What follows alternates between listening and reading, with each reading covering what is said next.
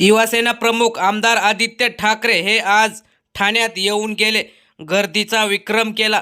एकनाथ शिंदे यांची सत्ता आहे आणि त्यांचाच तिथे दरारा चालतो अशी लोकांची आणि सर्वांचा समज होता.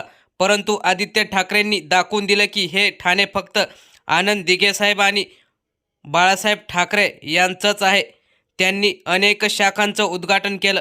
मनोरमा नगर, जिजामाता नगर तसेच इतर ठिकाणी त्यांनी फक्त शाखा भेटी असा कार्यक्रम ठरवला होता. मात्र गर्दीच एवढी झाली की सर्व जनता ठाण्यातील सुजाण जनता आदित्य ठाकरेंना बघायला ऐकायला एवढी जमली की आपण त्याचे व्हिडिओ आणि फोटोज बघू शकता.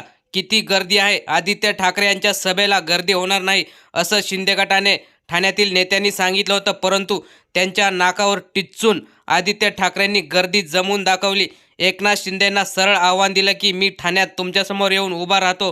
राजीनामा द्या.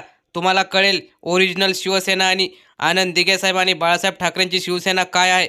परंतु आता यावर शिंदे गटाने काही प्रतिक्रिया दिलेली नाही. आदित्य ठाकरे हे ठाण्यात येऊन गेले, लढले, जिंकून गेले. त्यामुळे आता येणाऱ्या पुढील काळात आदित्य ठाकरे तिथे समोर उभा राहिल्यावर एकनाथ शिंदे टिकतात का? आपल्या प्रतिक्रिया कमेंट बॉक्समध्ये नक्की कळवा. धन्यवाद. जय हिंद.